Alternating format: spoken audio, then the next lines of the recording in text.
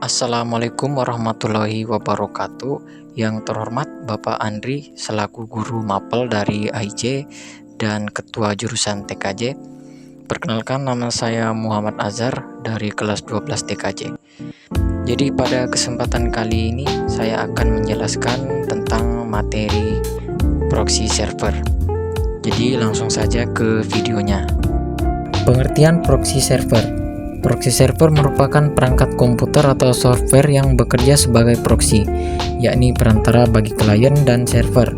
Tujuan proxy memungkinkan kita untuk mengakses jaringan internet menggunakan IP yang berbeda, sehingga dapat mengamankan IP asli dari pengguna. Jadi contohnya itu seperti ada seorang pengguna internet yang dimana wilayahnya tersebut telah diblokir beberapa situs internet, sehingga dia tidak bisa mengakses internet tersebut atau situs web tersebut. Jadi cara agar dia bisa mengakses situs web tersebut adalah dengan menggunakan proxy server, di mana proxy server ini akan memberikan alamat IP yang berbeda dari si pengguna tadi. Jadi alamat IP yang telah diberikan itu seolah-olah alamat IP yang berada di luar wilayah si pengguna tersebut, sehingga si pengguna tersebut dapat mengakses web yang telah diblokir tadi. Yang kedua, ada cara kerja proxy server. Proxy server berfungsi dengan menerima permintaan dari pengguna, lalu meneruskannya ke server tujuan. Setelah server tujuan mengirimkan respon, proxy menerima data tersebut dan mengirimkannya kembali ke pengguna. Proses ini membantu menyembunyikan alamat IP pengguna dan dapat meningkatkan kecepatan akses melalui caching. Jadi proxy server ini adalah perantara atau penengah antara klien dan internet, sehingga pada saat klien ingin mengunjungi suatu situs web, maka web tersebut tidak akan langsung dikirim ke klien ini. Situs web tersebut akan melalui proxy ini dulu. Setelah diolah di dalam proxy ini, barulah proxy ini akan mengirimkan ke klien-klien yang meminta tadi. Yang ketiga adalah beberapa fungsi dari proxy server.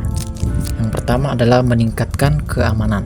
Jadi fungsi utama dari proxy server adalah meningkatkan keamanan akses internet sebagai perantara antara pengguna dan server tujuan.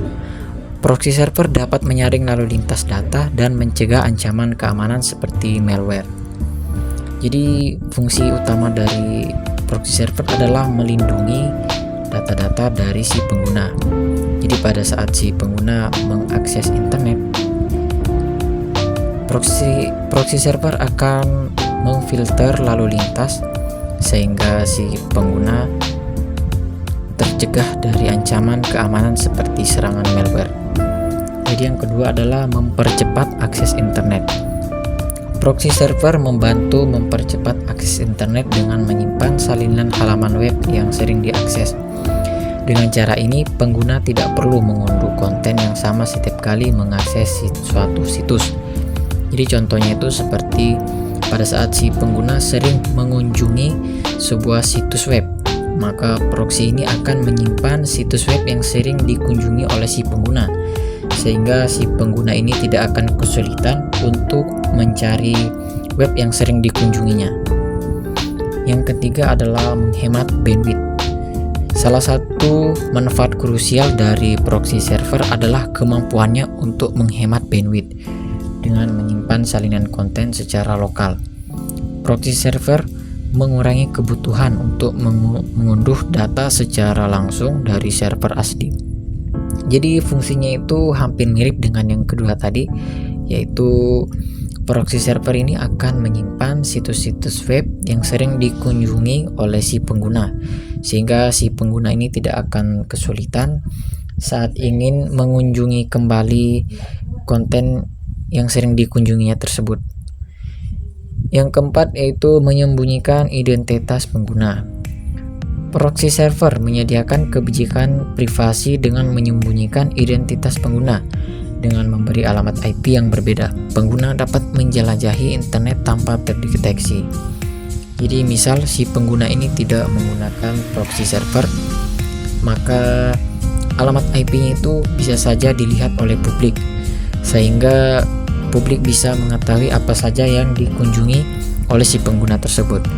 Namun dengan adanya proxy server ini, maka proxy server akan memberikan alamat IP yang berbeda dari si pengguna, sehingga si pengguna ini dapat menjelajahi internet tanpa terdeteksi karena alamat IP-nya sudah berbeda. Baik, yang terakhir ini ada jenis-jenis proxy server. Yang pertama ada forward proxy, yang kedua ada transparent proxy, yang ketiga ada anonymous proxy, yang keempat ada high anonymous proxy, yang kelima ada distorting proxy, yang keenam ada data center proxy, yang ketujuh ada residential proxy, yang kedelapan ada public proxy, dan yang terakhir ada web proxy.